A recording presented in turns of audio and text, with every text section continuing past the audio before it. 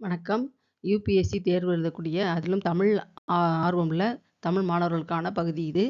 தமிழ் ஆப்ஷனலா எடுக்கக்கூடிய மாணவர்கள் எழுதம்போது தேர்வுக்கு எவ்வாறு அவர்கள் தயாராக வேண்டும் என்பது பற்றிய பகுதியில பிரிவு 10 பார்க்க போறோம். இதுல வந்து வினாவும் விடையாக உள்ளது. கண்ணன் பாட்டினுடைய 7வது பிரிவாக இது இடம்பெறுகிறது. தலைப்பு வந்து கண்ணனின் தந்தை. வழக்கம் போல உள்ள பிற செய்திகளும் இதுல இருக்கு. இதுல வந்து வினாவில் வந்து ஒரு மாடலுக்கு ஒரு கொஸ்டின் மட்டும் 2021ல கண்ணனை தாயாகவும் தந்தையாகவும் பாரதி எவ்வாறு காண்கிறார் என்பது 20 மதிப்பெண்ல கேட்டிருக்காங்க. தாய் பற்றிய குறிப்பை நம்ம ஏற்கனவே பார்த்துட்டோம். தந்தை பற்றிய விளக்கப்பகுதி தான் இது. கண்ணனின் தந்தையில உங்களுக்கு பாடப்பகுதியோட லிங்க் இதில் வந்துடும்.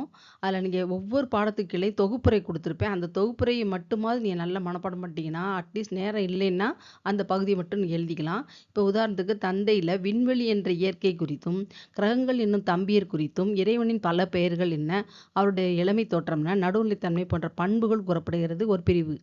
4 பிரிவுகளினுடைய இறைமைத்தன்மை சொல்லப்படுது 2வது செய்தி. பற்றற்ற தன்மை, பொய் சாத்திரங்களை களைதல், அருள், அன்பு, உயிர்நிலை, விதிவழி வாழ்க்கை, வேத வழக்கம், அனைவரும் ஓர்களும் என்ற அனைத்துமே தந்தை வழியாக உலகில் தன்மை கூறப்படுகிறது.